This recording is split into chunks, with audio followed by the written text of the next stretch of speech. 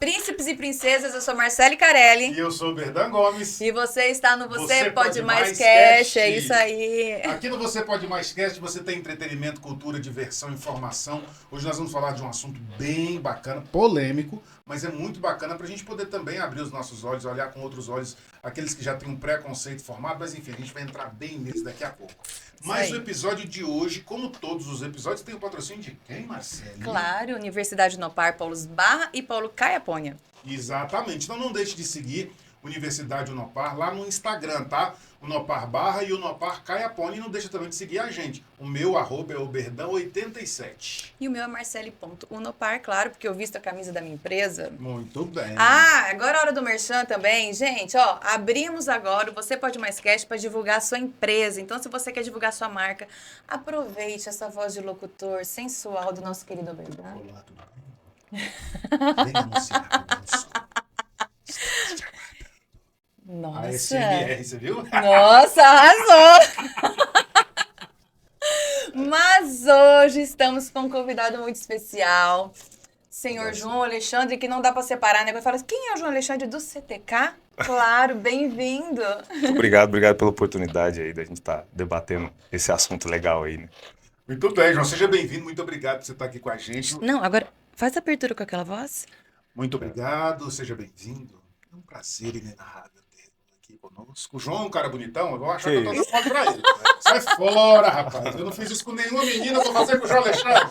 Eu conheço há 300 anos. Não. João, seja bem-vindo. Muito obrigado, meu irmão. Ó, tá bom. Obrigado. Que bom. Pronto, é isso. Agora sim. Cara, a gente vai falar um pouco sobre o CTK, sobre armas, né? Posse, porte. Liberação de armas, quem liberação, pode, quem não pode. Sobre os cursos também, para que a gente possa andar armado, quem quiser, né? Quem quiser ter uma arma. E são assuntos controversos. Você vive essa controvérsia, vamos começar logo assim. Você vive essa controvérsia do porte, da posse de arma e de trabalhar num ramo que muita gente é contra, mas muita gente precisa também? Na verdade, a discussão sobre armamento civil, ela me persegue já há alguns anos, né, Benan? Sou instrutor de tiro já há 14 anos, trabalhei na segurança pública. Então, assim, é um assunto muito, muito natural para mim. E a gente nota que falta muita informação, né, e muita emoção, muito achismo, né, em volta por conta da polêmica, por conta de como a mídia aborda a arma de fogo, de como está sempre relacionada à violência, mas existe uma outra vertente muito importante. Exatamente. Agora eu queria saber, para se tirar o porte de arma, posse, o que está liberado na realidade? É o porte, é a posse? E como que é para você conseguir essa liberação? É como se fosse tirar uma habilitação de trânsito? É um pouco mais criterioso, bem mais do que se imagina, inclusive, né? O Brasil ele tem um regramento dos mais duros em relação ao acesso de arma de fogo por parte do civil, né? Então a gente tem dois caminhos para aquisição de arma de fogo no Brasil. Um para defesa, que fica a cargo da Polícia Federal, e outro para esporte, coleção e caça, que fica a cargo do Exército. Então nós temos dois órgãos, o SINARME, no âmbito da Polícia Federal, e o SIGMA, no âmbito do Exército. Então são coisas distintas, né? Qual é o meu objetivo? O que eu preciso? Para que eu quero uma arma? Não, eu quero uma arma porque eu quero praticar o esporte, participar de competições, por questão de terapia mesmo, tem gente que usa, né? A gente brinca com tiroterapia, enfim. E tem a pessoa que realmente ela vai atrás, ela vai em busca de buscar a arma como uma ferramenta de defesa. E aí a gente vai falar com a Polícia Federal, né? Com o SINAR. Então, no âmbito da caça, do porte, seria lá com o Exército, que é o famoso CAC. Exatamente. Polêmico CAC. O polêmico CAC, que foi liberado durante um tempo e depois foi restringido no ano passado. Esse CAC, então, é uma pessoa que usa a arma de fogo ele tem a posse da arma e usa a arma para esporte ou para caça. Exatamente. Bom, primeiro vamos só deixar claro aqui que existe uma certa confusão, né? O pessoal faz uma análise muito direta e muito simplista dessa questão. Primeiro que o Bolsonaro não distribuiu arma, tampouco o Lula tomou arma, né? Uhum. As questões que envolvem o armamento civil, tanto para defesa, como eu disse no âmbito da Polícia Federal, quanto para esporte, elas são regidas pela Lei 10.826, tá? Então ali a gente tem elencados os elementos necessários para aquisição de arma nos dois sistemas, tá? O CAC, né, que é o colecionador, atirador e caçador, ele é de responsabilidade do Exército, por hora, né? Então estamos falando em mudar isso aí, mas continua como sempre foi. Ou seja, Eu tenho CR, ou seja, eu sou CAC há mais de 12 anos. Uhum. Não interessava quem era o presidente, porque quem me regia era a Lei 10.826, né? Não foi questionada, inclusive ela é de 2023, do atual, na época, o governo Lula. Né? Então, o esporte de tiro, ele sempre existiu. Né? E a última regulamentação é de 2003. Então, as pessoas acreditam... Desculpa, 2003. As pessoas acreditam que agora que teve, você mesmo afirmou, foi liberado e foi cortado, então sempre existiu. O que aconteceu foi que houve uma publicidade excessiva, né, por parte do governo de direita, né, porque era uma das pautas do governo de direita, mas aí acabou sendo prejudicado quem já era CAC, né, porque você acabou entrando numa briga ideológica, numa briga política que a gente nunca teve a ver, de fato. Agora, sem dúvida, no governo passado, né, um governo de direita, por ser pauta, houve uma flexibilização, eu não vou dizer facilidade, porque a gente continuou regido pelas mesmas regras, né? Não houve... O que a gente teve de bem significativo no governo Bolsonaro foi a possibilidade, falando do CAC exclusivamente, foi a possibilidade do porte de trânsito. O que é o porte de trânsito? Toda vida o CAC tem a sua arminha lá registrada pelo Exército e tem as obrigações de ir até o clube e o faz, de fato, né? Vai até o clube, participa de competições, participa de treinamento. Já era uma demanda muito antiga e uma coisa muito lógica, né, de se entender, que esse atirador que levava a arma para poder praticar no stand pudesse carregar uma das armas, ou seja, ele pudesse usar uma das armas do acervo para fazer a segurança no trajeto dessa arma. Isso não é porte de arma na categoria de defesa pessoal. A gente está falando de poder transportar essa arma em segurança, do local de guarda até o stand. Só. Isso era um pedido antigo dos CACs. Né? Tinham vários deputados que brigavam. Pô, os CACs precisam dessa autorização para poder transportar a arma do stand para casa. Enfim. E essa solicitação foi atendida no governo Bolsonaro. Era uma demanda antiga, era uma pauta de governo e ela foi atendida. Então o CAC, o atirador esportivo, que tinha uma arma para fins esportivos, passou a poder transportar uma arma carregada. Algo extremamente normal, acho que de bom senso, né? Você imagina. Extremamente bom senso. Porque todos os atiradores, eu te falo enquanto instrutor institucional que fui e instrutor civil, muitos dos atiradores, obviamente pela prática, né? Eles têm muito mais conhecimento do armamento e tiro do que às vezes muitos policiais. Com exceção dos grupos especializados que têm uma rotina de treinamento, né? Que tem um programa de treinamento continuado, muitos desses CACs sabem utilizar de fato a arma em condições muitas vezes até maiores do que o próprio profissional de segurança pública. Mas aí vem uma questão importante. Vamos começar o debate. Vambora. Vambora. Porque aí quando você flexibiliza, não quer dizer que essa pessoa ela vai estar... Ela só pode transportar de onde ela guarda para casa. Ou de onde para casa do stand de tiro. Vamos dizer assim, a casa dela é onde ela guarda o armamento. Uhum. O stand é onde ela vai praticar. Perfeito. Certo? Ela só pode fazer esse trajeto. Perfeito. Sim. Mas quem é que prova que ela vai fazer só esse trajeto? Então ela pode andar armada o tempo todo e dizer que vai para o stand de tiro, por exemplo. Exato, poderia. E a gente tem um laboratório muito interessante que foi justamente o acesso a essa flexibilização. E aí volto, agora vamos começar já, vou começar a defender meu peixe. Mas né? deixa eu só fazer um adendo aqui. Por favor. As pessoas que estão praticando o esporte ou fazendo esse trajeto, é bem importante frisar que são pessoas de bem. Não é bandido, é o bandido que você tem que estar com medo se ele está na rua com porte de arma. Agora você imagina, você está indo lá pro seu estande de tiro. Você está com seu porta-mala carregado com tudo quanto é tipo de munição e armamento. O bandido, ele sabe quem que são as pessoas que carregam arma para ir pro estande ou não. Não pode, tudo bem que pode não saber naquele exato momento, né? Me corrija se eu estiver falando errado. Sim, é isso. Mas aí, você é interceptado por um monte de bandido que quer pegar todo o seu armamento, que sabe que você está indo pro clube do tiro. Se você não está protegendo o seu armamento na hora, eles vão levar tudo. E você está desmuniciado, sem proteção nenhuma. E aí você imagina a frustração de quem sabe utilizar o armamento, né? E não poder Não poder utilizá-lo para defesa. Então essa era uma demanda bem... que tinha mais a ver com bom senso do que com questão ideológica. Ok. O problema foi que essa demanda foi atendida. E aí houve, por conta de encontrar, então agora até muitos CACs chamavam de porte abacaxi. De fato houve. Houveram exceções. O que é importante a gente entender é que a sua indagação ela é pertinente, porque houve. Nós tivemos o caso do CAC lá em em Sinop que fez um mau uso do porte de trânsito, ou seja, desviou a finalidade e utilizou e cometeu uma chacina. Mas o que a gente tem que entender é o seguinte, o campo da discussão ele não pode ser emocional, ele não pode ser baseado no que eu acho, ele não pode ser baseado na paixão, ele tem que ser baseado em estatística. A gente tem que começar a falar de números para entender, para a discussão ser elevada, né, para a gente passar para um outro nível. Tá, de fato houveram essas exceções. Nós tivemos um aumento exponencial do número de CACs, muitos deles motivados por achar que o brasileiro é complicado, né? Sempre pôde, mas de repente tem uma liderança falando na mídia que pode. Que agora mas pode sempre mais. pôde. Sempre pôde. Você sempre pôde comprar a sua arma, você sempre pôde ser CAC. Só que Certo. você precisa cumprir os pré-requisitos. Então o que acontece? Você teve um aumento exponencial do número de CACs. A pergunta que eu te faço é a seguinte: e a criminalidade?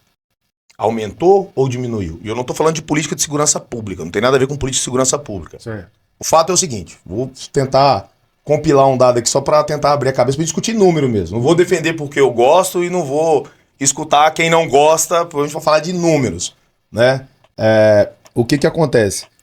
E o Estatuto do Desarmamento, que foi uma política baseada nessa lei 10.026 promulgada pelo PT na época, tinha como base convencer as pessoas de que arma mata. Você imagina, como sempre, todas as afirmações, né, que vêm de esquerda, elas sempre vêm carregadas de muita paixão. Vamos Faca lá. também, né? Você se lembra, arma mata.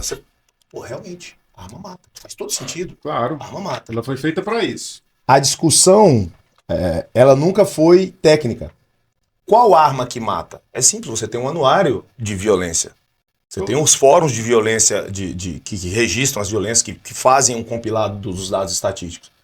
Então ninguém teve essa curiosidade, porque houve uma política desarmamentista muito apaixonada. Lembra os artistas da Globo lá? Sou da paz, entregue sua arma. É um negócio que você pode... Peraí, é verdade, se eu sou de paz, por que eu quero arma?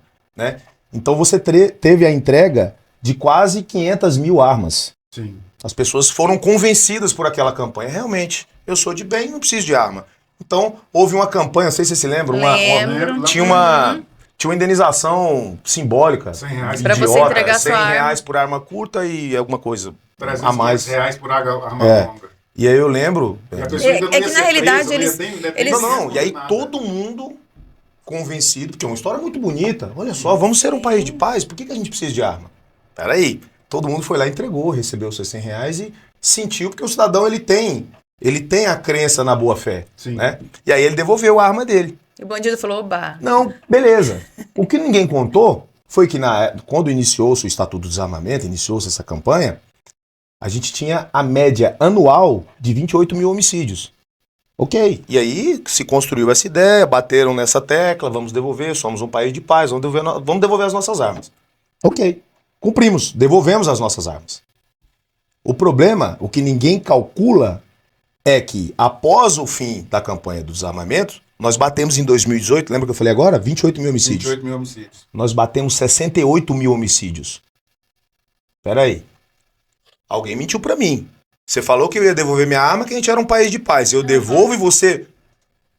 Olha o absurdo. Você saiu de 29 para 68. Então você pode atribuir qualquer coisa a esse aumento de homicídio. Não Aumento é da só violência, homicídio, tudo. Pode colocar todas as questões. Você só não pode colocar a culpa no cidadão de bem, porque ele devolveu quando você falou que era pra devolver. Sim. Então, Pode. peraí, então não tem nada a ver com esse número. Então, primeiro você tem a prova de que não é o cidadão de bem, né, que tem a ver com esse número. Afinal de contas, ele devolveu as armas e o número subiu. Uhum. A gente tá Não falando tem de números. nada a ver com o aumento da violência. Beleza. E aí, nesse governo, com todo esse lance de explorar essa questão política como pauta, o que aconteceu? Você teve um retorno dessas armas. Então, presta atenção. A gente devolveu cerca de 400, 500 mil armas. Eu não sei o número exato agora, não vou cometer essa gafe. Não vou tentar, mas quem quiser pesquisar, é fácil, tá? É só pesquisar aí o número, cara. É aí que tá o lance. Então, eu devolvo as armas legais. Uhum. E aí eu tenho um aumento, sei lá, que é bom de matemática aí, de 26 mil homicídios para 61 mil homicídios.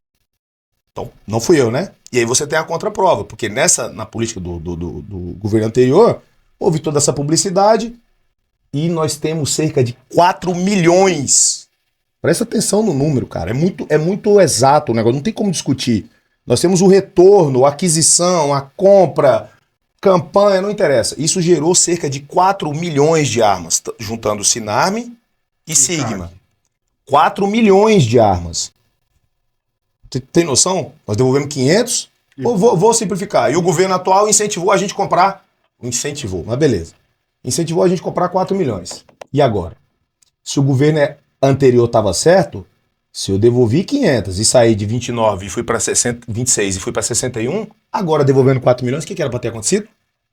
Era para ter diminuído. Não. É aumentado. Ué, se eles estavam certos, não era para estar com 61.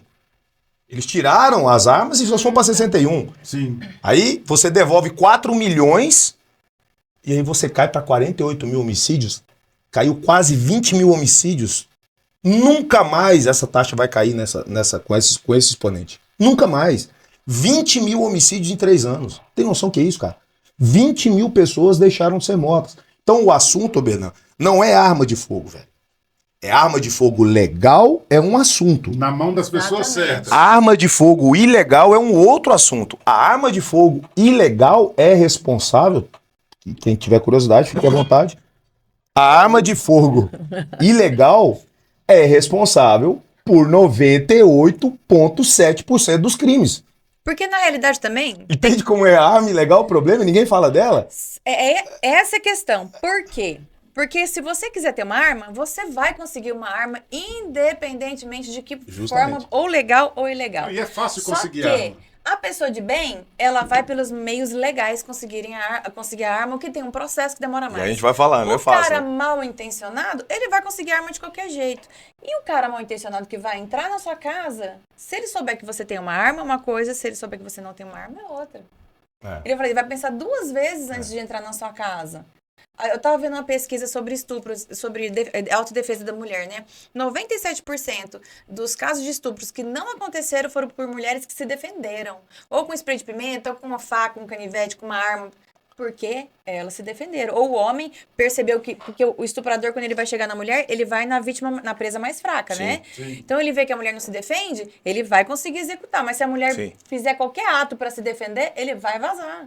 Então, o que é? Você tem que colocar isso na cabeça da população. Não estou querendo te convencer, não. Não é nem uma questão de Mas conhecimento, não. É só uma questão de Eu acho que a gente questionar tem que se mais as proteger. coisas. As pessoas precisam questionar mais, né, Bernan? Porque a gente aprendeu isso. Está muito massificado na cabeça de que arma mata, arma mata, arma mata. Ok. Só que o que ninguém entende é que a arma, o que é a arma? É um vetor de força. Ela é um vetor... Cara, vamos lá. Vou retornar ao assunto de estatística só um pouquinho, só pra gente desenhar. Beleza. Lá a gente devolveu cerca de 400, vamos arredondar para 500. 500 mil armas. Quem devolveu as armas? O cidadão de bem. Ah, pois é, porque o crime continuou. Então, lembra da taxa? De 26 para 61? Cara, então, como é que funciona isso? A gente vai viver numa situação em que, independente de legislação, de cultura, tem um lado armado. Isso é inegável. Os caras estão armados. Sim. Você não tem como negar isso. Os bandidos estão armados. Ah, então beleza. Adoraria viver num mundo sem armas, cor-de-rosa. Mas o cara tá armado, eu não vou ficar desarmado. Eu não posso. Você já imaginou o desequilíbrio que isso causa? Você tem o lado mal, o lado ruim com as armas e o lado bom desarmado. É isso que a gente aprende? Quer dizer, cadê o equilíbrio das coisas? Calma aí. Então, a arma de fogo, realmente, ela, por essência, a finalidade é a defesa. É matar, né? A finalidade é causar lesão à distância, né? Um conceito mais técnico, a finalidade da arma de fogo é causar lesão à distância. Certo. Ok.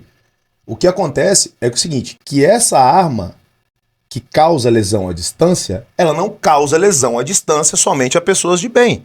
Ela causa lesão à distância a pessoas más que vão causar lesão à distância com o equipamento deles. Entende? Então, o que acontece é que ninguém consegue conceber a outra finalidade mais importante, ao meu ver, sagrada das armas. Elas são ferramentas de defesa. É onde entra a legítima defesa. Vamos lá.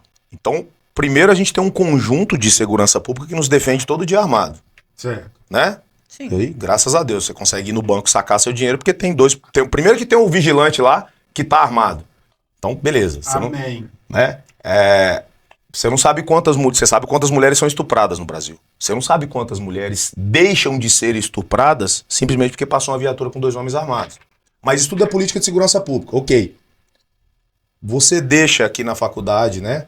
Você deixa de ter um extintor de incêndio porque você pode ligar pro bombeiro e pegar fogo? Não. Então é diferente. Então, houve uma confusão aí. Ah, mas o governo de direito está tentando fazer política de segurança pública com arma. Não tem nada a ver. O direito da autodefesa é um direito sagrado, Oberdan. É sagrado. Concordo. Você precisa se defender. Mas tá na legislação, fala que você pode se defender. Mas como você vai se defender se você não pode usar um equipamento eficaz? Poder usar, Pode. pode. Só que da maneira correta. E aí tem uma discussão massa aí. Tem uma briga aí da gente perder alguns amigos no churrasco aí, né? Que sempre que a gente troca essa ideia, você acaba perdendo alguns amigos. Vamos lá. A gente tem a legítima defesa, né, como excludente de ilicitude. Então, o que é a faculdade da legítima defesa? Ela vai excluir a ilicitude, ou seja, aquele crime, o Oberdan atirou no cara que entrou aqui. É um homicídio, ponto. Isso é um fato jurídico inegável. Tem um cara morto, o Oberdan tá com a arma. Tem um atirador e tem um defunto. Pronto, então, é isso. Então a gente tem um fato. O que vai precisar ficar elencado foi como se deu esse disparo do Oberdan, para que a gente consiga caracterizar isso como legítima defesa. E uma vez feito isso, aquilo deixa de ser crime. Então é por isso que a gente fala em excludente de ilicitude, porque ele deixa de ser ilícito e passa a ser simplesmente um fato que não vai ser, o Oberdan não vai ser processado, Vai enfim. ter culpabilidade. Mas aí a legítima defesa, né, é até um dos nossos cursos lá, o Legítima Defesa Armada, né, que eu desenvolvi juntamente com o Murilo. A gente aborda os temas técnicos e jurídicos dessa polêmica, né, que é a legítima defesa armada. Muita gente confunde. Pô, se o cara entrar no meu quintal, eu tô com a arma legal lá, registrada, bonitinha. Se o cara entrar no meu quintal, eu posso atirar nele? Não. Ninguém tem autorização para atirar em ninguém no Brasil, né? A menos que a gente esteja em estado de guerra aí, ou enfim. Ninguém, não existe isso em lugar nenhum no mundo. Os Estados Unidos tem uma abordagem um pouco diferente desse tema. Porque lá existe o direito à defesa da propriedade, aqui a gente não tem. A legítima defesa, ela se caracteriza pela defesa contra uma injusta agressão contra si ou outrem. Então, eu preciso ter um bem jurídico, a vida sendo ameaçada, para que eu possa me defender e isso fique caracterizado como legítima defesa. Então, ou eu vou defender a minha vida ou vou defender a sua. Certo. Né? E aí existem variações nesse tema. Eu posso achar que você vai me ofender a minha vida, né? Aquela brincadeira do cara... a gente tem um caso em Goiás, discussão de bar, discussão numa chácara, o cara, eu vou te matar, peraí, correu no carro. E ele blefou. Tem esses brabão, né? Sempre tem. Ele correu, foi no carro. O cara atirou. Legítima defesa putativa. Legítima defesa putativa. Ele fez entender, ele fez o atirador acreditar que ele ia atirar. Então existe esse também entendimento, que seria a legítima defesa putativa, que é algo um pouco mais técnico, mais complexo de se provar, mas isso é no âmbito jurídico, no âmbito do inquérito policial lá, isso, né, se caracterizado, ok. Outra dúvida muito grande sobre a legítima defesa é a quantidade de tiros, a quantidade de disparos. Você vai se defender com 30 balas, não dá, né? Tem que ser então, com... calma. Até ele parar. Mas Isso, vamos vamos tem lá. que ir até acessar a injusta agressão. Onde é que se caracteriza o excesso, né, que vai prejudicar lá essa questão da legítima defesa? Pô, não foi legítima defesa, foi excesso. Aonde que está o excesso? Não está na quantidade de tiros. A balística terminal não é uma ciência exata. Eu posso parar um agressor com um tiro e ele pode precisar dos 30. Depende da arma também, né? Depende de vários fatores. Onde você vai acertar? Exato. O local é mais importante, às vezes, do que o próprio calibre. Né? Então, existem teorias de incapacitação balística, inclusive psicológica. O cara vai tomar um tiro de 22 na perna e falar, meu Deus, você me matou. Pronto, aquele cara vai cair no chão, vai fazer um drama, alguém liga pra minha mãe, ele já não é mais uma ameaça. E existe aquele cara que, de repente, sob efeito de um psicotrópico, como a gente já assistiu lá, né? Naquele evento lá em Aragaças, o cara vai tomar tiro e vai sair pulando. Vai sair andando. Então ele continua sendo uma ameaça. O resultado morte, ele não é o principal da legítima defesa. Né? E eu não estou falando já do final, estou falando de se defender, do ato de se defender. O resultado morte é uma consequência. Eu quero parar. Eu quero cessar aquela injusta agressão. Então, no momento em que ela não é mais uma agressão, eu cesso a minha ação. Então não existe nenhum manual, interpretações jurídicas, é óbvio que existe, mas não existe escrito na legislação que eu preciso dar que 2 tiros é legítima defesa, 4 tiros é excesso. Isso não está escrito em lugar nenhum, isso é mito. Isso é mito. As condições em que eu realizo esses disparos é que vão dizer se é excesso, tá? Então, o que acontece? A gente tem sempre essa premissa na legítima defesa. O perigo vem das mãos. A gente sempre orienta nos cursos de defesa, né, o atirador prestar atenção nas mãos do agressor, né? Por quê? Num primeiro momento fala assim, então eu vou atirar até ele cair e depois que ele cair eu vou parar. Não sei. Ele pode ir do chão, ele pode me atingir. O perigo vem das mãos.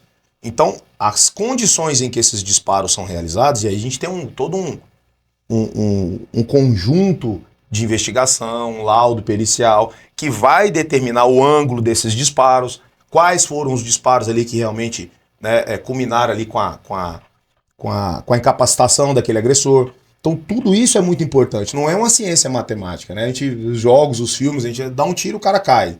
É lindo, pode acontecer. Se esse projétil encontra coluna cervical, certamente esse cara cai no chão. Mas se ele encontra partes moles, ele vai morrer, ok, mas ele vai morrer daqui 10, 15, 20, 30 segundos. Enquanto ele estiver vivo e estiver armado, ele vai me agredir.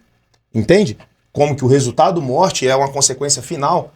Ela não interessa de fato para a legítima defesa. O que me interessa para a legítima defesa é cessar a injusta agressão e cessar a minha ação no momento em que ela não é mais uma agressão. Isso é importante.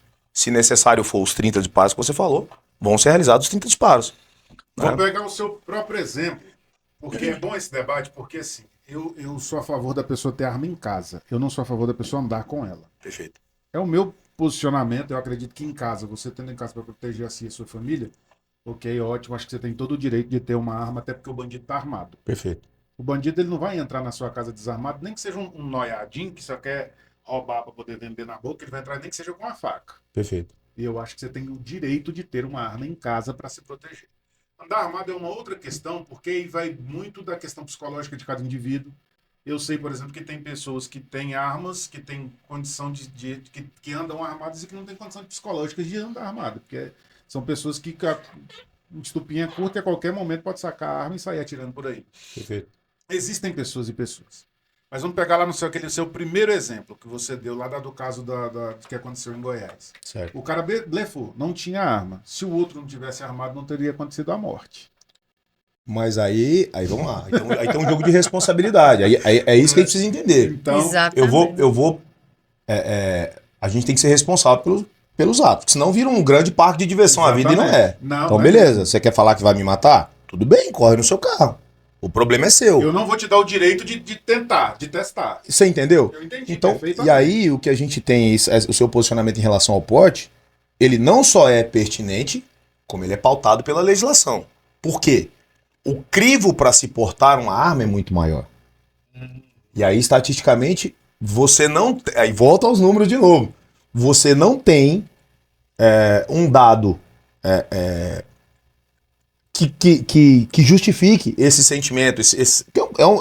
De fato é um sentimento, é uma preocupação. No meu caso é um sentimento, é uma preocupação. Perfeito, perfeito. Na realidade, nada é o estatístico. Claro, Na perfeito. realidade, é a posse que você pode ter, então, em casa. A diferença entre portar e possuir uma arma é justamente como o próprio nome já deixa claro, né? Possuir é ter na sua guarda, no local de trabalho, se você for proprietário ou gerente, é possível, tá?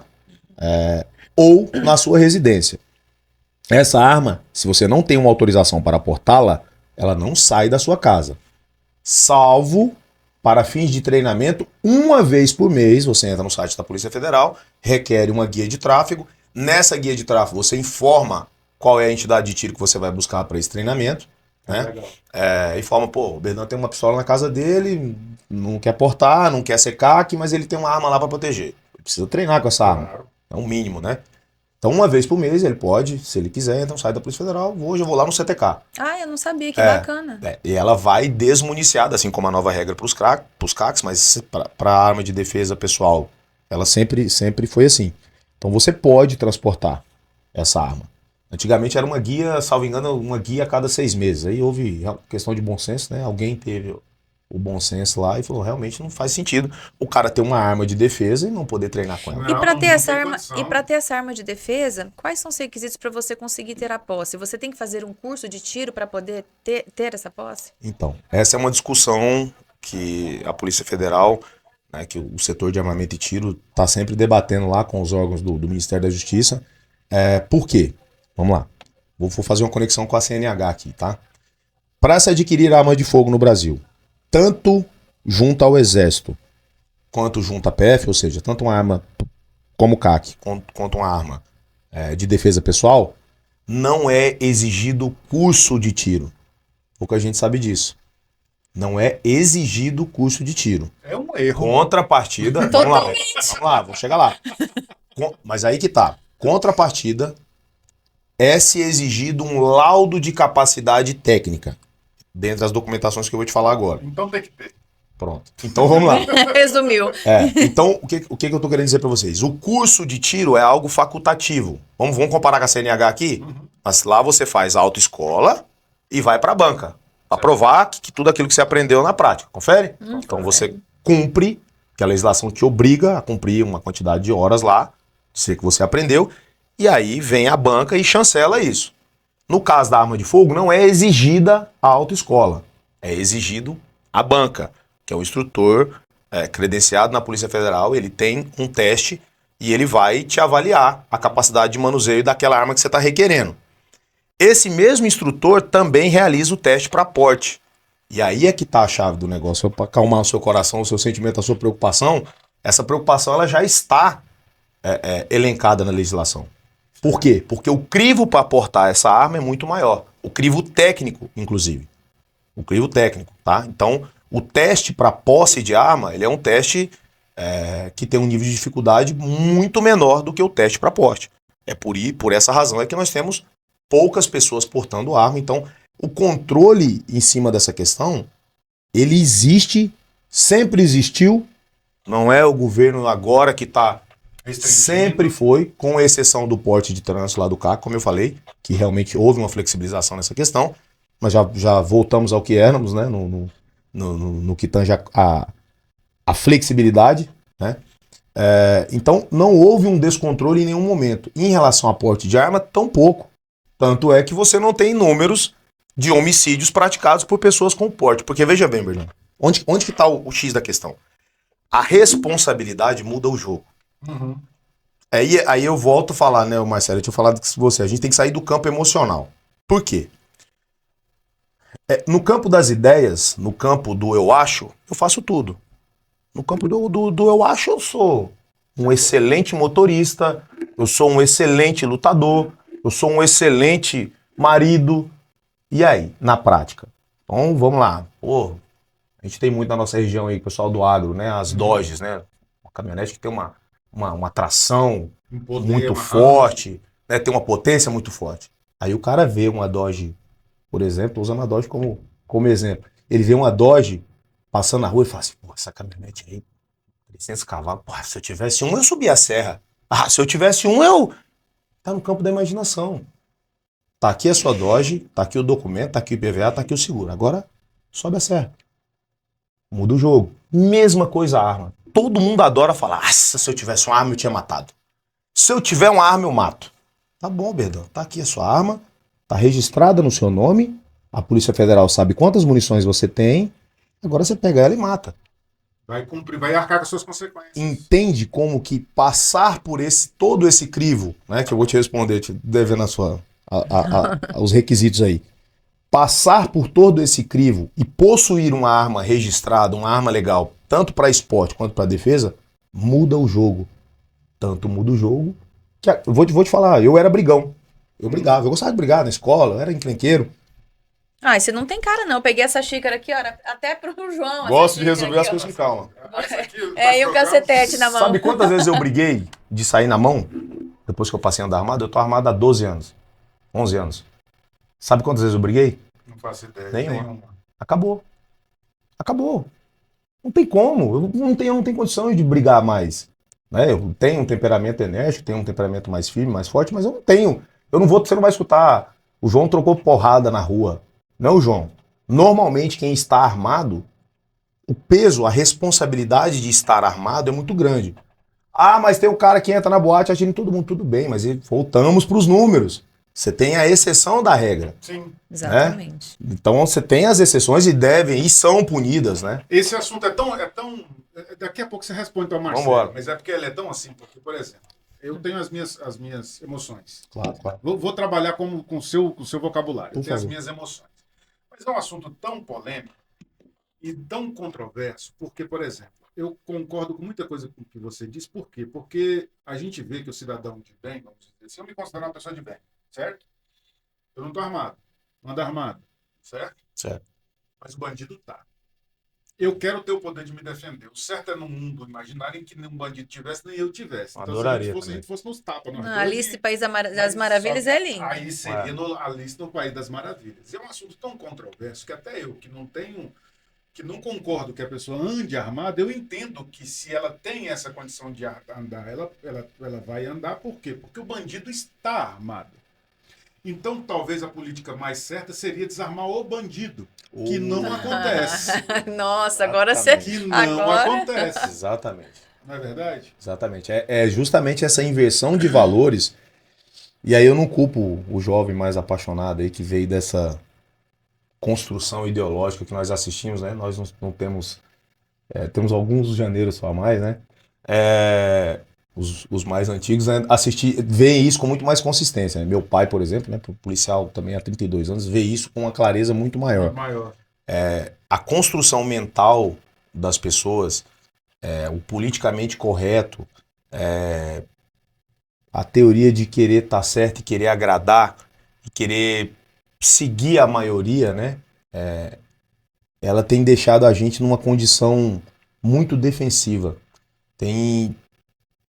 E te coloca numa condição de ter que aceitar tudo.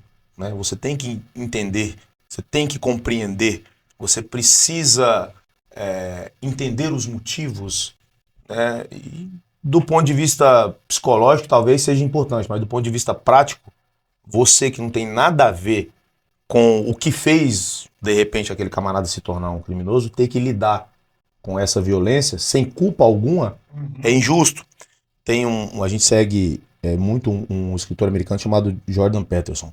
E ele fala um negócio que é bem forte, assim, pra gente. Eu sempre discuto isso lá com a minha galera.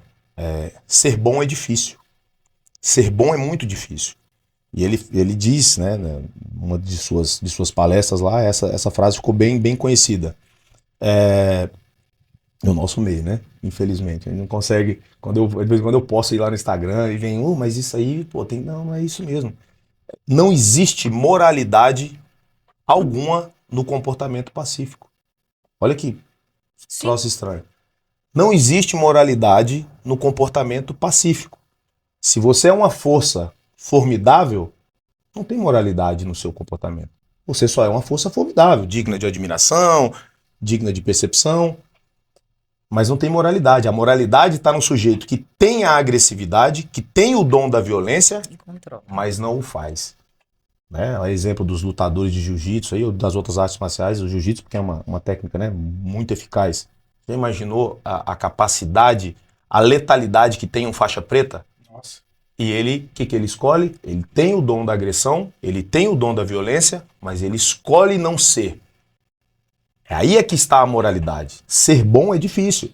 Então, toda essa ideia de politicamente correto, de sou pacífico, de tudo isso, cara, isso tá engessando a molecada de um jeito, tá deixando todo mundo numa condição de ovelha, que a gente vai e aí é mais difícil ainda para quem tá na ponta, né, no caso a segurança pública, no caso as pessoas que têm o dom da violência e a usam para defender as pessoas de bem, tem que lidar ainda com a recusa daqueles que eles estão defendendo.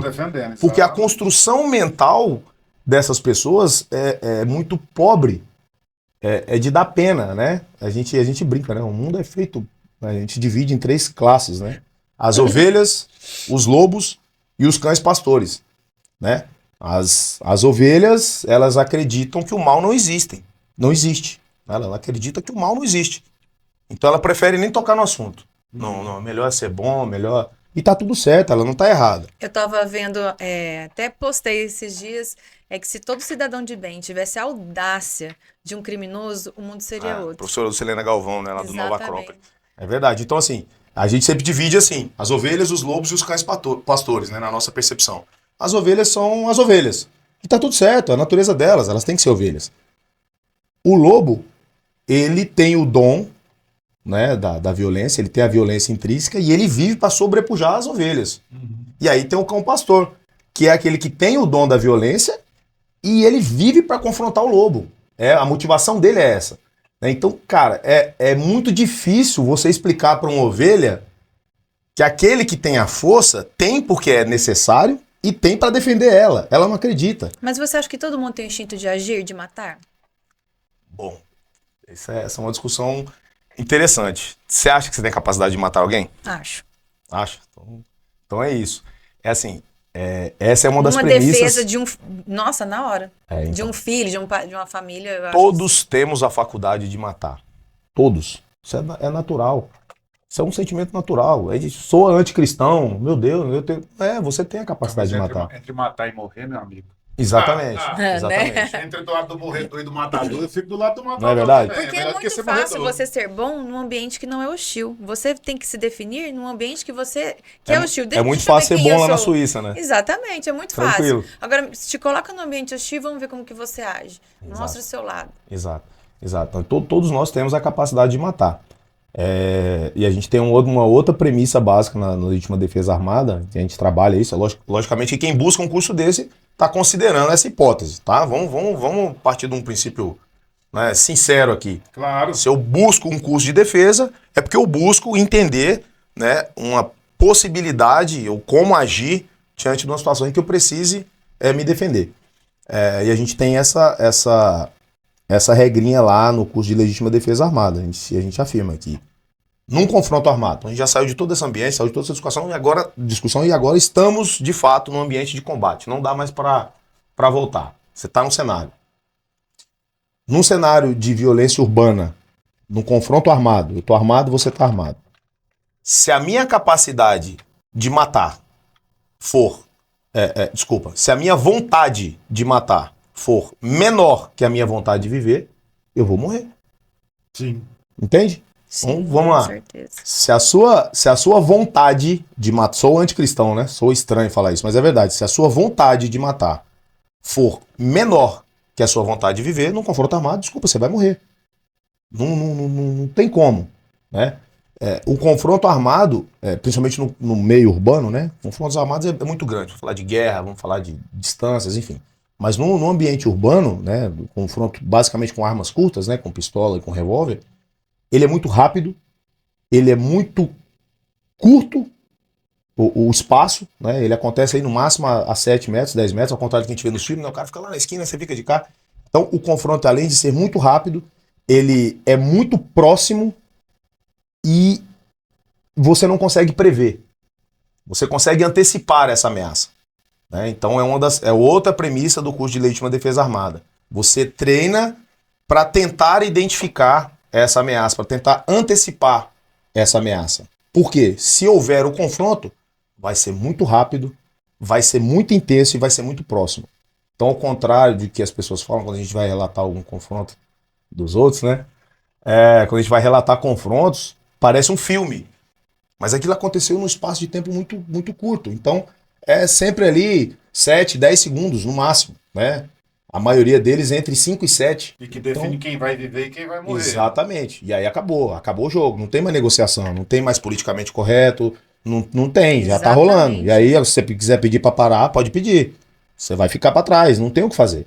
Né? E aí, quando a gente discute isso, parece que você é agressivo, parece que você é anticristão, parece que você Mas é a realidade, cara. Eu acho que não é ser anticristão. Eu acho que quando você pega... Inclusive... eu sou no campo das ideias, cristão. né? Não, é no campo das ideias, mas eu sou cristão católico, praticante. O segurança do Papa anda armado, chefe. Opa! Então, Claro. Não tenho dúvida. Então, vamos ser sinceros, vamos ser realistas. Eles estão protegendo a vida do Papa. Então, não tem como ser diferente. Os próprios armamentistas, né? Os próprios armamentistas, todos eles têm segurança armada. Eu não sou... todos eles. Todos eles, porque são É tão engraçado isso, né? são agentes públicos. São agentes públicos. Eu não sou desarmamentista. Eu acho que todo Uai, mundo Você vê mas- com cautela. Não, Pedro. todo mundo tem que ter uma arma. Eu acho que você pode ter uma arma na sua casa. Eu sou contra você andar com a arma. Entendeu? É o meu ponto de vista.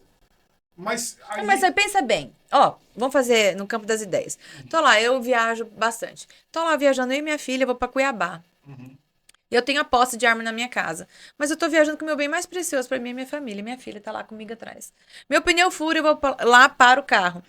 E eu tô andando, né, viajando.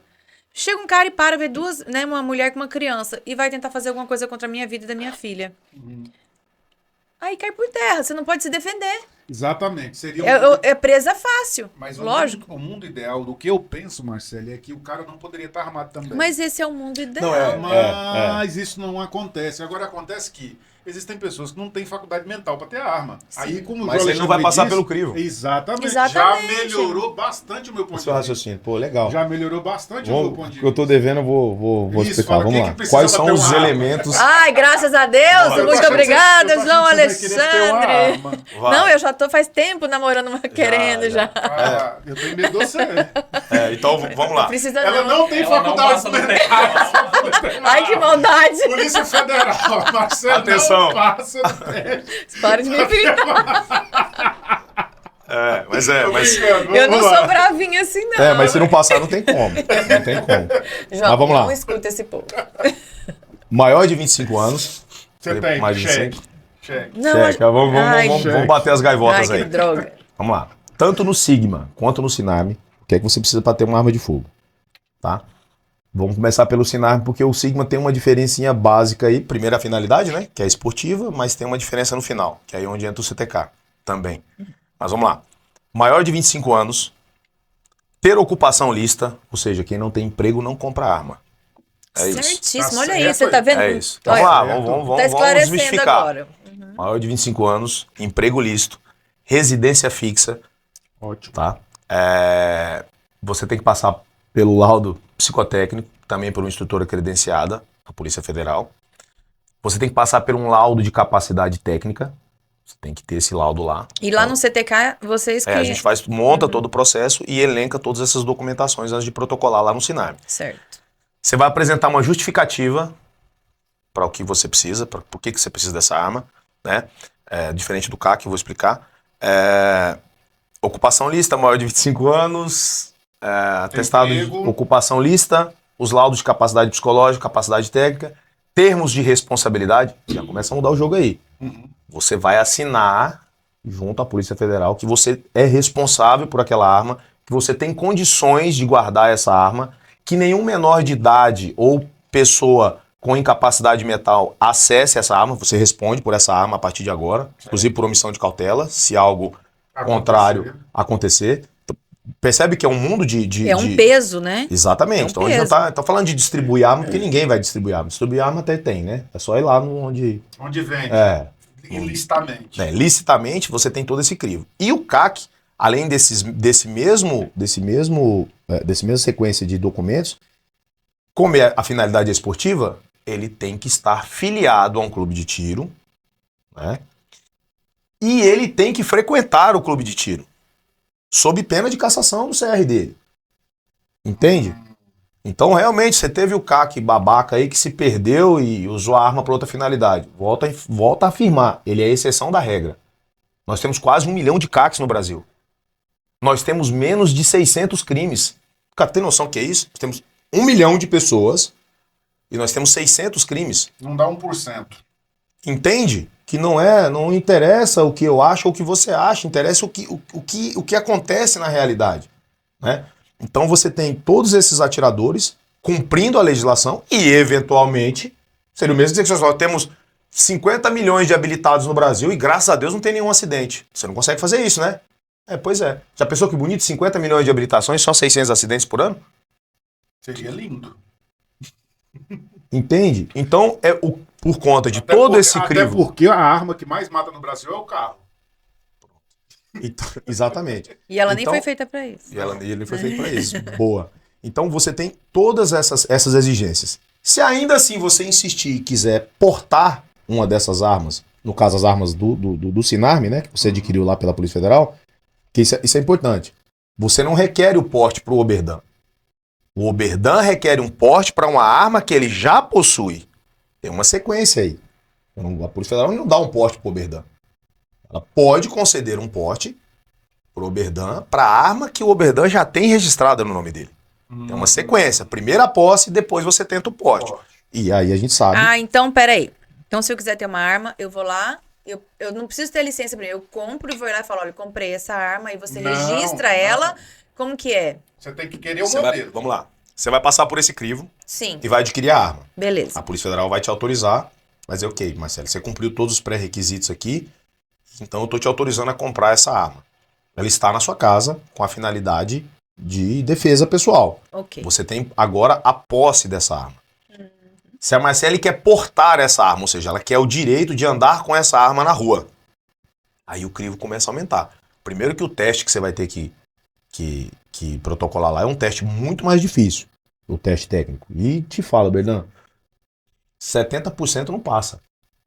Por isso que eu te falo, existe o controle sempre existiu, cara. Não tem bagunça. Nunca teve bagunça. É difícil mesmo. É difícil mesmo. Portar uma arma é complicado, né? É mais fácil para o profissional de segurança pública portar a arma dele com as prerrogativas funcionais do que o cidadão comum. E me perdoe a maioria dos meus amigos aí, né, da segurança pública, né? Nós sabemos e discutimos isso às vezes. E te afirmo com toda certeza, a maioria dos policiais do serviço ordinário, do serviço convencional, não passam no teste para porte civil. Eles têm um treinamento para fins de segurança pública. O porte de arma na categoria defesa civil, ele tem um crivo técnico, ou seja, essa prova de capacidade técnica, essa prova de tiro para portar uma arma, a maioria dos policiais não faz. A Polícia Federal usa porque faz parte da cartilha dela, né? Se você pegar agora, é um alvo multicolorido, você tem disparos sequenciais e você tem uma pontuação mínima, né? De 120 pontos possíveis, você precisa fazer pelo menos 72. É uma nota dificílima de se conseguir. Então nunca houve, não há facilidade. Isso a gente está falando para juntar a documentação, Marcelo. Depois que você juntar essa documentação, você vai passar pelo crivo do delegado de Polícia Federal, que vai analisar se você realmente precisa daquela arma. Então você já provou que você tem a arma, você passou por todos os testes, você provou que você é um cidadão de bem, você provou que você consegue passar num teste de porte muito difícil, e aí agora é que ele vai se prestar a analisar o seu processo.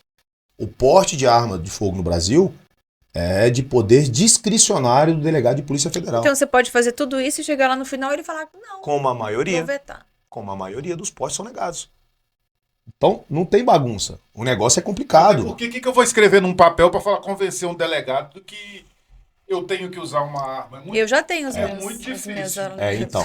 E aí vamos lá. Como o poder é discricionário, quem vai decidir é o elemento, não é o conjunto.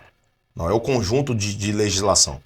Porque aí é dado a ele a faculdade ali, a opção de analisar, né, de cunho pessoal aquele processo. Então o delegado de Polícia Federal o faz com muito cuidado, né? Porque se é tão apertado assim, você imagina que ele também é cobrado lá. Mas né? então, se você tem direito à autodefesa, né? E se você pode ter a posse em casa, eu penso que qualquer um poderia ter essa posse em casa. Porque se é para defender o maior patrimônio que é a sua vida, qualquer um poderia ter essa posse em casa. Se você provar que você é de bem. Não deveria ser um poder discricionário do delegado. Não. A posse não. A posse é objetiva. A posse você cumpre os pré-requisitos. A posse, beleza. A posse. Mas O o porte. porte, não. O porte é com poder discricionário. Tá, entendi. Então ele vai analisar realmente com muita calma, com muito critério, vai analisar documentos. Porque vamos lá, qual é o pré-requisito para se portar uma arma na categoria de fogo, na categoria defesa pessoal? Qual que é o grande X da questão, fora todas essas documentações, fora todo esse crivo técnico e jurídico e todas essas documentações? Se a sua vida está em risco. É isso que o delegado de Polícia Federal analisa. E aí ele vai analisar. Então não tô falando, às vezes eu tenho razão no que eu tô falando, mas às vezes eu não consigo comprovar isso via documentação, que é o que ele precisa. Ele E precisa... como provar isso, né? Fala, claro, eu sou brasileiro, eu ando na rua, eu já tô correndo risco. Perfeito, eu também acho. Eu também acho que esse seria suficiente. Mas, infelizmente, o crivo é muito apertado. Ele precisa entender que você realmente está em risco. Vamos lá. Um boletim de ocorrência, de ameaça. De repente você escutou disparos à noite, ligações. Isso tem que ser registrado. Ele precisa entender esse conjunto. Não tem uma regra matemática para porte de arma. Não existe uma regra matemática para se conseguir um porte de arma. Primeiro você precisa comprovar essa documentação e essa documentação tem que ser suficiente aos olhos do delegado de Polícia Federal que está analisando o seu processo. Eu sei, é complicado, mas é isso. Pô, então quer dizer que corre o risco. Eu atendo todos os pré-requisitos e de repente se o delegado de Polícia Federal que pegar o meu processo não entender que eu preciso daquela arma, ele pode negar? Sim. É isso. Você não sabe o que eu tô pensando. No trabalho que deve ter dado para você montar o CTK. Porque lá você tem muitas armas, Sim. você tem um clube de tiro, você fornece para as pessoas poderem praticar e pode ser a... Como é que fala? Eu, por exemplo, não tenho porte, não tenho nada, eu posso ir lá e Você praticar. pode ir lá, pode fazer o... Aluno, você é aluno. aluno. Posso ser Instrução. aluno, fazer uma instrução. Perfeito. Aliás, quem pode fazer o curso? Eu quero até Caramba, saber. cara, que dificuldade. Vamos lá. Para começar, ninguém no CTK que tem passagem pela polícia ou que esteja respondendo processo criminal pode atirar. Essa é uma das regras que eu sigo enquanto empresa. Eu chego lá, eu apresento meu documento de identidade, a primeira coisa que você faz é me Vamos checar a sua vai documentação. me checar. Isso é importante. Quem pode atirar? Qualquer pessoa que tenha mais de 18 anos, que não responda a processo criminal, nem a inquérito policial, pode atirar no CTK. Entende? Então eu não preciso ser CAC, eu não preciso ser policial para poder atirar. Não está cometendo um crime. O problema é que quando a gente fala que vai atirar, dá a impressão que você está fazendo alguma coisa de errado. Né? E é uma delícia. É o gatilho então. mental, né? Que instalaram na cabeça do Exatamente. cidadão Então, de bem. O CTK é uma instituição privada, né? A nossa empresa ela se presta à utilização, à compra, né? E ao ensino com arma de fogo para qualquer cidadão com mais de 18 anos que não esteja respondendo processo criminal nem inquérito policial. Né? O CAC, a partir do momento que ele quer ser atirador registrado, aí ele tem todas essas documentações que eu falei para poder comprovar para o Exército e pedir. Vamos lá. O CR, o Certificado de Registro de CAC, é um direito. Tá? A concessão dele é um direito desde que você atenda todos esses pré-requisitos. Certo.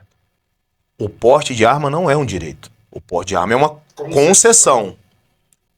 Entendeu a diferença? Que bom. Entendi. Entendeu a diferença? Que Que bom. bom. Já acalmou seu coração aí. Você estava com medo. Não, que bom. É. Só que não acalmou, não. Você sabe por quê, João? Porque eu também tô vendo uma dificuldade muito grande. É claro que a gente brincou aqui. Claro. A Marcela eu conheço. A Marcela a gente viaja junto. A Marcela tem toda a condição de poder ter uma arma. Certo. E é tão difícil um cidadão também poder... Olha só, fica parecendo discrepante que eu tô indo contra o meu próprio raciocínio. Eu sou contra a pessoa portar, Certo. né? Andar armado. Você é contra qualquer pessoa portar. Qualquer isso. pessoa portar, é isso. Mas é tão difícil, por exemplo, a Marcela, que gostaria de portar, ter uma arma, enquanto o bandido, vagabundo, ele põe uma arma na cintura e sai por aí Vamos lá, fazendo ele não o que precisa ter quiser. segundo grau, ele não precisa Ele não precisa trabalhar. fazer nada. Ninguém quer saber se ele tem 15, 20, 30 Não, passagens. Ele não precisa nem ter 18 anos, ele não precisa ter nada. Entendeu? Aí que tá a revolta, né, de quem anda armado. E aí, Oberdan?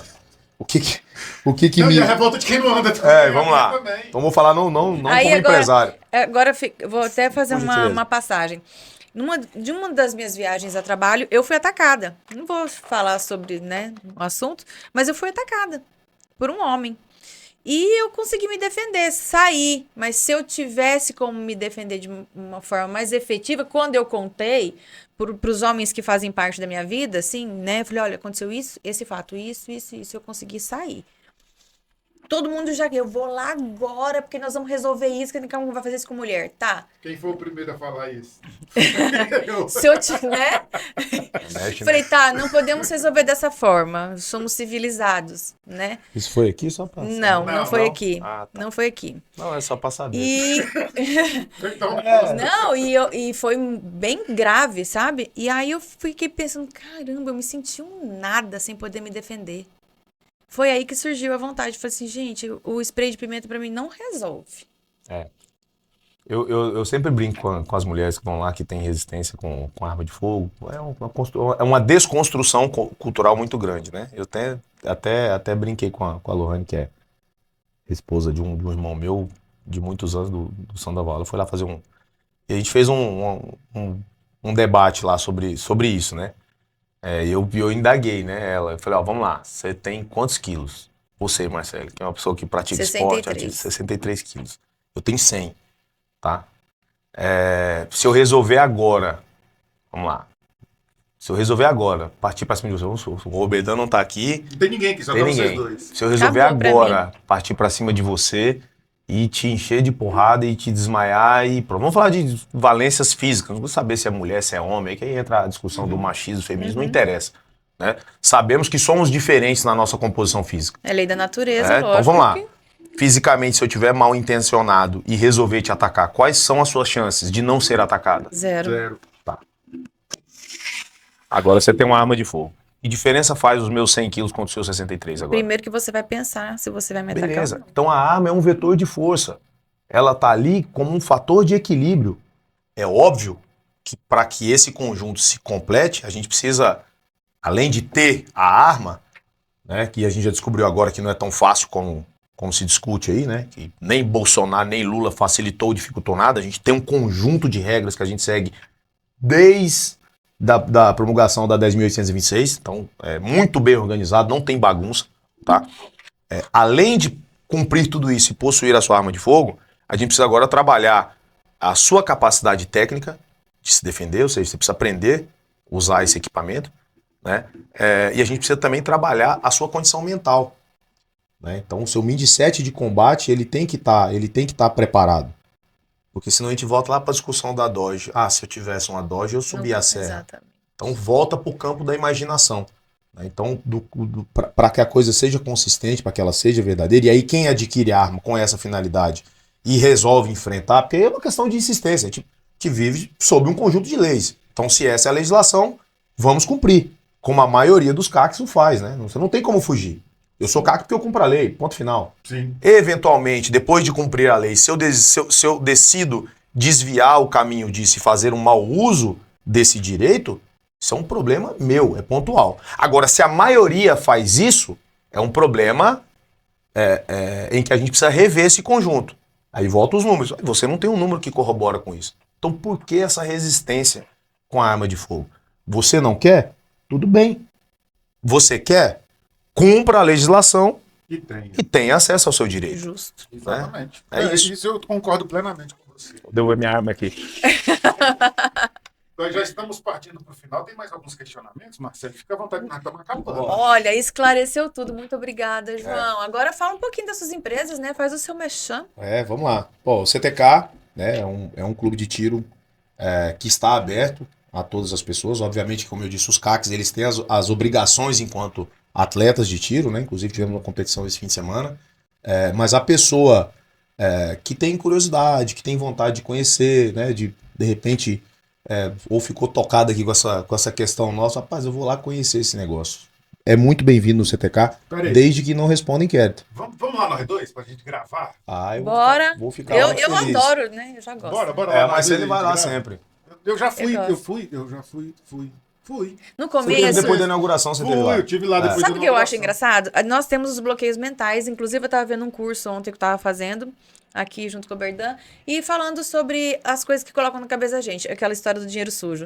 Ai, dinheiro é sujo, dinheiro é sujo. Você nunca vai ser próspero. Você já imagina que ele é sujo? É a mesma coisa da arma. A arma mata, Arma mata. arma mata. Então- Quando eu fui pegar a primeira vez a arma, eu tava assim, ai meu Deus.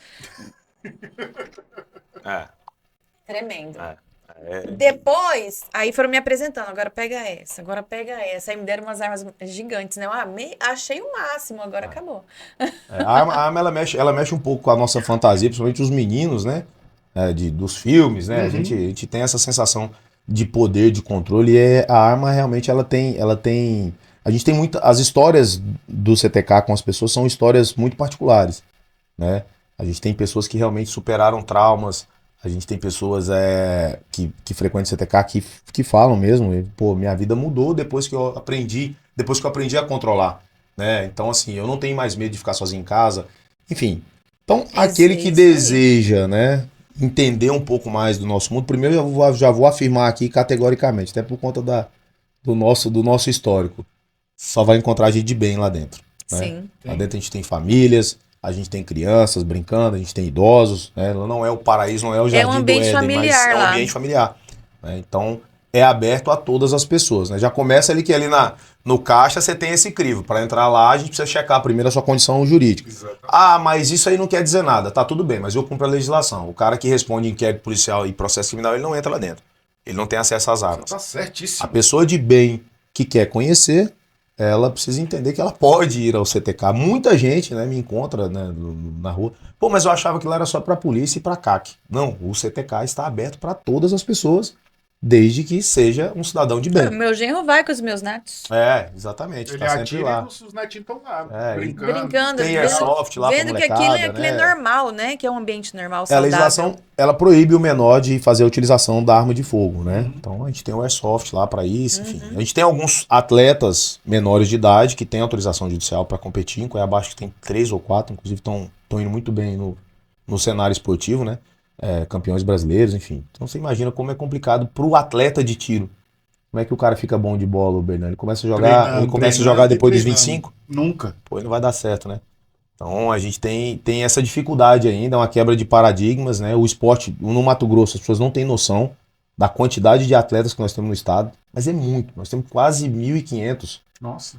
Então, tivemos a final agora do Campeonato Mato Grossense lá em Sorriso, tivemos quase 800 inscritos. Qual o esporte federado que você já viu 800 atletas inscritos competindo? Não. Olha que Só atletismo. Então, assim, E olhe lá. existe muito, o tiro é um mundo muito grande. Então a gente pode falar do tiro defensivo, pode falar do tiro esportivo, pode falar do tiro de lazer. Pô, eu vou aprender porque eu quero aprender uma atividade nova, né? Então, a última coisa que você vai ouvir falar dentro do CTK é sobre violência. E na realidade é sobre uma matar. recreação, né? Também, né? Exato. A menos que você procure um curso de defesa. Sim. Aí o nosso curso de defesa realmente ele vai tratar dessa questão de balística terminal, de lesões, de problemas jurídicos, enfim. Mas em 70%, né, o nosso clube ele reúne pessoas que vão para lá com essa finalidade, de se divertir, de se inteirar, de brincar com o tiro, enfim. E o CTK, na verdade, você perguntou, né, o trabalho, nós estamos debaixo das duas instituições mais sérias e mais rígidas, né, que é o Exército e a Polícia Federal.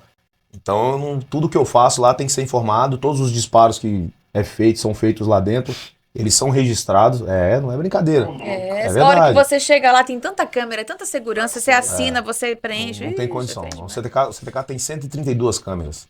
Acho que tem mais câmera que o Big Brother. Então, realmente, é um empreendimento muito, muito audaz, né? É um projeto de muita coragem. Mas né? você tá com mais 2 empreendimentos, né? Vamos lá. E aí, na sequência, né? A gente tem a Bravo agora, que é uma empresa de segurança armada especializada e eletrônica. Inauguramos agora também. E a Alfa, que inaugura em junho, que é uma escola de formação de vigilante. Que é um negócio que falta muito, né? Na região, a gente sabe que o vigilante também... O crivo, tudo que diz respeito à arma é muito criterioso, é muito controlado no Brasil.